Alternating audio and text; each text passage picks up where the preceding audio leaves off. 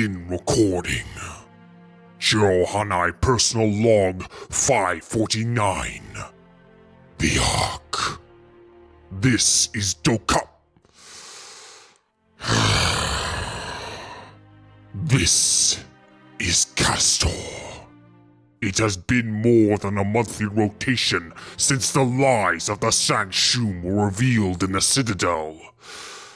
And I have not slept. I do not know if I shall ever truly sleep again.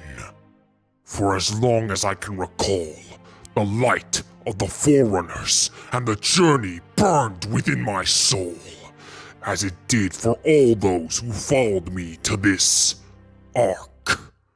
Redandus, Fairjus, Krellis, Orsun.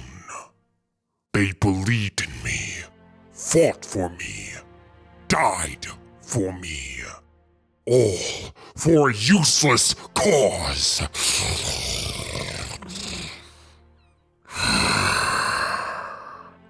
Now, their shades haunt me to no end. That being said, I have decided to make an account of the cause that they had all sworn to, even till their dying breaths, if only so that their memories can be honored one last time. Gadogai suggests I record this so that I may shed the last of my overbearing armor. Now, here is an account of the faction that I once swore to uphold. The scions of the Covenant of old, the vanguard of the great journey. The keepers of the one freedom.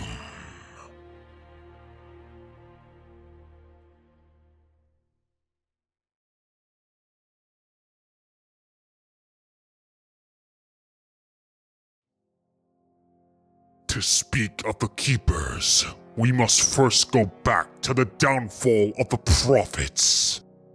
For millennia, the Covenant stood tall and proud as the greatest empire in the galaxy, seconded only to the Forerunners themselves. They incorporated many species into their hegemony with the promise of divine transcendence. The promise of the Sanshayum. All that ended 7 cycles ago, when the Great Schism erupted on High Charity, within the shadow of a sacred ring between the rebellious Sangheili, who were cast aside by the prophets in favor of we Jiro Hanai.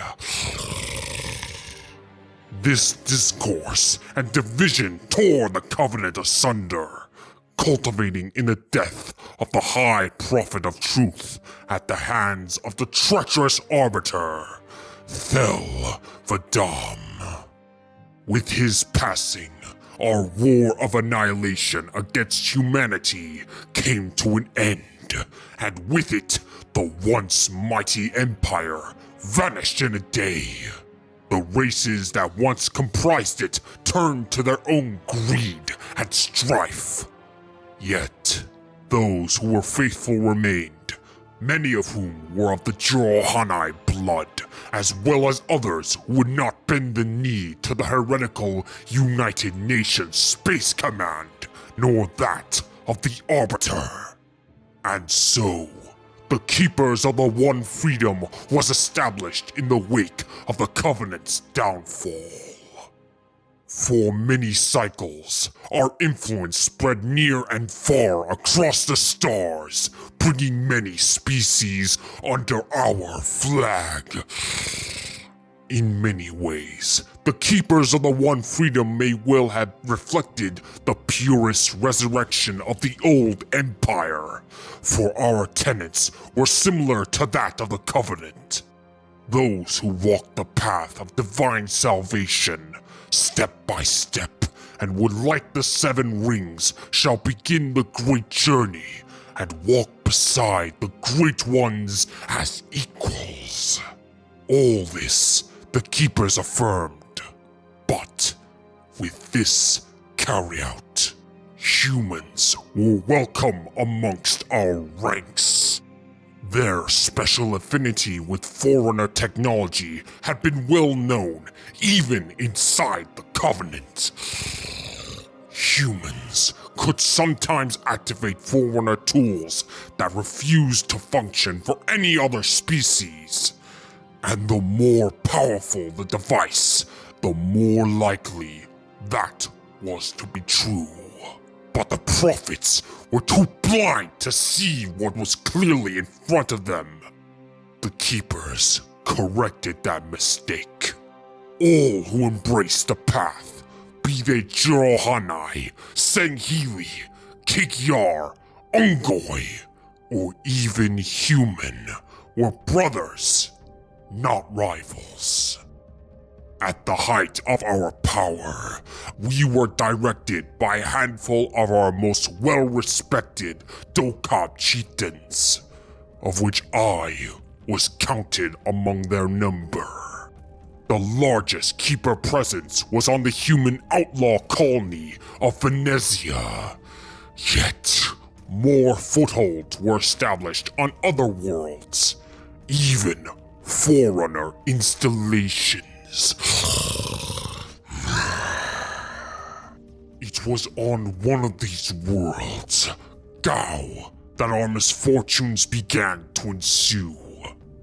No less than a cycle after the war ended, one of our contacts, a human minister named Arlo Casil, desired to rid his world of the UNSC pestilence, and in so doing, he supplied us and our Venezian allies with arms and credits to expel the UNSC.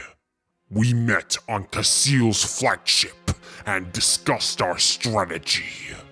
It was there that he revealed that the humans in league with the UEG had discovered a Forerunner ancilla on the surface of Gao, an oracle of the divines.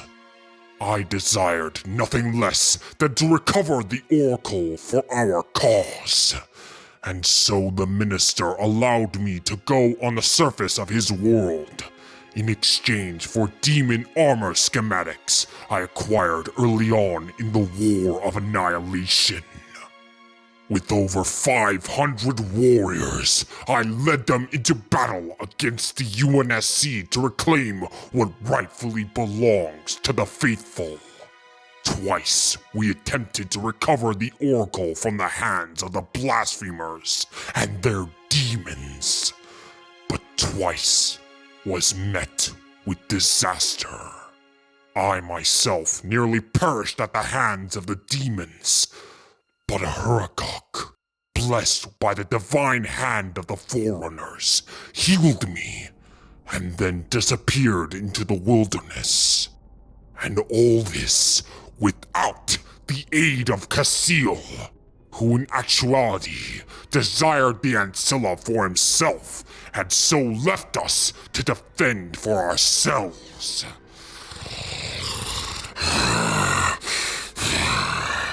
Such a slight could not be forgiven nor forgotten.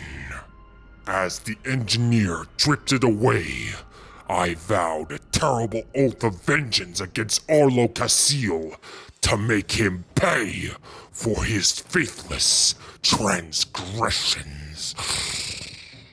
But the events on Gao were but the first of many calamities that would befell the keepers of the One Freedom. The second incident occurred months later, after the murder of a UNSC admiral and her family. The Keepers had been accused of the killings as part of a convoluted ONI scheme of creating a powerful bioweapon. We lost many during that conspiracy.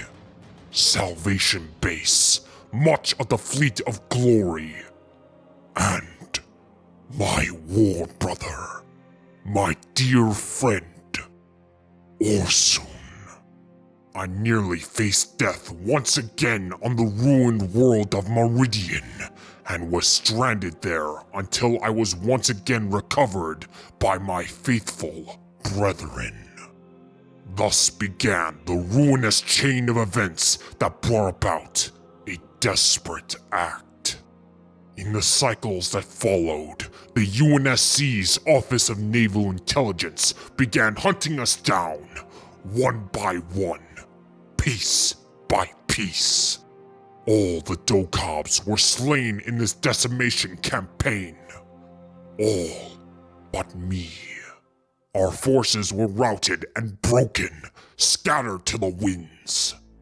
And all this, I would only recently learned, was the doing of treacherous spies amongst our number. But I shall relay that in due time. Our losses became so bad that I sought the protection of an old war brother, Atriox. For many cycles, his banished had grown strong and powerful even before the sundering of the Covenant, and the Prophet's downfall had only made their influence grow faster and more powerful. I rallied what remained of the Keepers, including Krellis, the son of Orsun, and pledged their service to the Banished. With that, I became but one of many Legion Masters in the service of Atriox. Shortly after welcoming my Keepers into his numbers, Atriox placed his former mentor, the war chief known as Escharum, in charge, and then departed with a powerful assault force on a mission he claimed would permanently remove all threats to the Banished. But Escharum lacked his apprentice's unifying presence, and quarrels soon began to arise. The war chief held little trust for us, and so assigned a faithless Sangheili Blade Master, a former Silent Shadow by the name of Inslang Gadogai, to the Keepers shortly after Atriox's departure, saying that I would need the Sangheili's council to thrive among the chieftains of the Banished. What the war chief did not say was that Gadogai would also be Escherum's eyes and ears inside the Keepers, and his blade, should I possess treacherous notions. This proved to be a useful arrangement, for in time I came to see this impious Sangheili as something of a friend, though he would easily test not only my faith, but my patience as well. Months after the War Master's departure, the apparition transmitted her demands of fealty and submission across the stars, claiming to be the rightful heir to the Forerunners. Such a blasphemous proclamation could not be borne, and many Keepers, myself amongst them, prayed to hunt down this AI and end her heretical rule. But we were sworn to the Banished and were bound to Escherum's command. And he would soon have need of our talents. Late in the year of what the humans dubbed 2559, the war chief somehow received a command from Atriox, where the War Master called his banished forces to join him on the Ark. In that moment, I reveled in jubilation. The Keepers would soon walk along the surface of the Forerunner's final home and commence the great journey, just as the prophecies foretold. But for that to happen, we would need to find a portal under the mountain, as Escharum noted, located on the glass human world called Reach. To this end, he charged the Keepers of the One Freedom as well as the Legion of the Corpse Moon and the Ravaged Tusk, to uncover this portal and reinforce our banished brothers on the Ark. Such a thing was easier said than done, however, for the two chieftains, Deucalion and Baulus, were quarrelsome fools. No sooner did we seize control of the Vieri territory from the human glass pickers who attempted to reclaim their dead world than the two chieftains began to clash with one another, ever eager to outdo the other in wealth and power. This was a wasteful effort and only undermined Escherum's command. And soon enough, another threat loomed over us. Demons. They landed on Reach with one of their stealth dropships before we blew it out of the sky. As we scavenged the remains, we found mining equipment, which told me only one thing. The humans were looking for the portal as well. That could not be allowed. But with only the keepers at my disposal, I lacked the need to stop them. So I needed the other clans to aid in my search. I called a parley between Deucalion and Baulus to persuade them to cease their bickering and find and hold the portal in order to fulfill Atriox's will. It was not easy, but through cleverness and guile, I achieved in bringing all the banished clans together, and sure enough, we found the portal in the Highland Mountains. With Escherum by our side, we activated the portal, and as swift as a rabid thorn beast, a banished lich appeared and delivered Atriox and his Exodus Guard back to our wider galaxy. But it was plain to all that the War Master's attention was no longer fixed on the Ark, but his purpose was set elsewhere. Regardless, the Keepers would venture to the Ark, one way or another. We commandeered Atriox's lich, Pagoras, and prepared for departure. But Garugai halted our path. I anticipated such a response, however, and gave him the chance to join us on our pilgrimage at the point of our snipers. The Blade Master saw the wisdom of my argument and left with us as we ventured forth into the great beyond. What we found was war. War between the Banished, a ragged band of UNSC forces who had recently awoken from a deep slumber, and Covenant forces. I would discover later that the force the Prophet of Truth brought with him to the Ark at the war's end, yet lived, led by the Prophet's own personal assassin, the Prelate Daz Bosvad. Our lich was caught in the middle of the conflagration, and we crash-landed in the Chasmlands. We lost many in that crash, and lost many others when the swarm creatures emerged and attacked us as we recovered from the impact. But the gods provided us with succor. Or so I believed, for 3 Covenant phantoms came and scattered the beast to whence they came. Lances of honor guards then poured forth and surrounded us, led by their fearsome prelate. I tried convincing the Sanshum warrior that we shared common cause and should unite in the name of the journey. He was unconvinced. In his eyes, we were either banished heretics, heathens who embraced human vermin, or perhaps simply deserters. Any of these deserved death as he saw it. Blood might well have been shed had not a miracle emerged. That miracle was none other than the Oracle of Gao herself. In that moment, I foolishly believed my unwavering faith had drawn her from across the stars to answer my prayers. She commanded the two factions unite and light the rings as the ancients had done in time immemorial.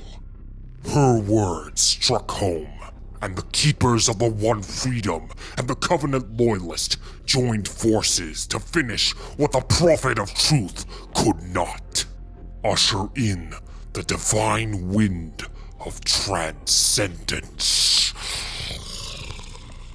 Aboard the Phantoms, we made our way to the Silent Cartographer to find the location of the Citadel so that we may embrace the journey. There were many trials for our alliance, both within and without, but in the end, we uncovered the Citadel's whereabouts, but at the cost of a phantom and a complement of warriors. It was during our evacuation from the Cartographer that the Oracle revealed to me the existence of 4 spies among my ranks.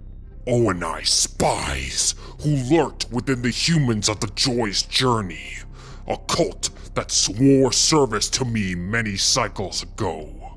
3 were advanced 3rd generation Spartans, while the 4th was their brood mother.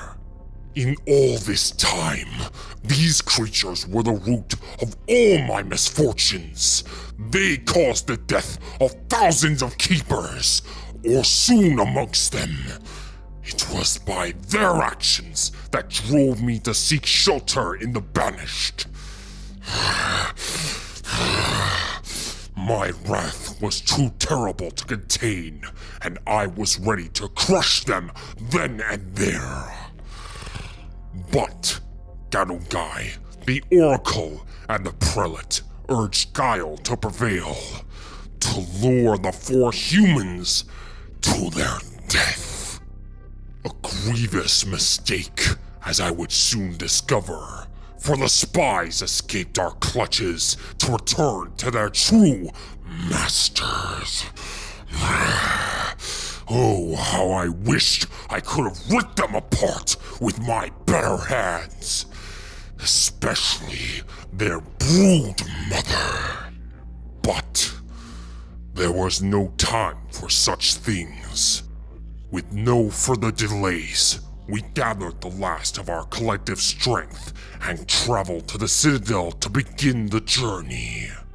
But the UNSC interfered yet again. The human woman, Veta Lopez, the source of all my misfortunes, killed the last human in my service. Yet, she proved a useful tool once captured, for her genes proved fortuitous as it gained us entry into the temple, even as the Banished arrived to thwart us as well. Step by step, as the Spartan brood rushed to save their mother, we finally gained access to the control room. All at the cost of the last of my keepers, Krellis amongst them. Before the battle, he began speaking with the Sanshum Prelate behind my back. I had thought him a traitor, but as he lay dying before me, I saw in his eyes that he was as devoted to me as his noble father.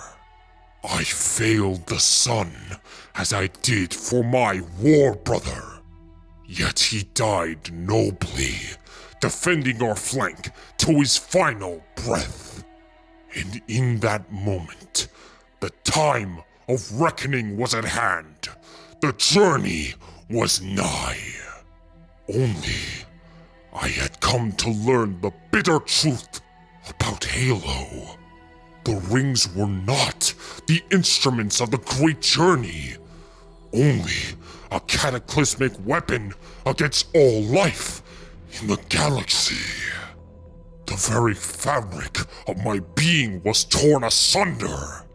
I had lived a lifetime in service to a lie. The hierarchs, the prelate, the oracle, all of them had deceived and used me to their own ends. And that was the final outrage. I severed all ties with the prelate, sending him plummeting into the abyss below, even as the old human ship was raining fire all around us. The only being who remained true to me was Inslan Gadogai, the one who I had believed treachery loomed largest. We escaped the Citadel as it was brought low by the human ship's Mac round, with the Oracle trapped within. I made sure that she was dead by tossing the prelate's lance into the pit below, so that no trace of her remains. And so ends the tale of the Keepers of the One Freedom for good and all. Surely there are still Keeper holdouts on Venezia and other such places. But our faction no longer holds any true strength to usher in the purpose that it was founded upon. And it was a faction without a true purpose. Those who rebelled against the Covenant in the Great Schism were right all along. The journey was a lie. The Covenant was false. The Keepers were false. And now, they are no more. There is no one left but me and Inslan Gadogai. Those who died alongside me had given their lives for nothing. So, I hope my words reach the spirits of my brave warriors. Brothers, know that your deaths shall not go unpunished. I have cast aside the Keepers, but your valor now fuels my newfound desire. Vengeance. The blood of our enemies will purify your dishonorable ends, and all who have wronged us will taste our wrath.